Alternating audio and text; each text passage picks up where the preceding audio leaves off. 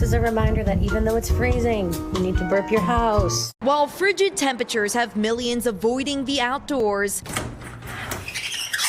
these days, some folks are welcoming the cold into their homes.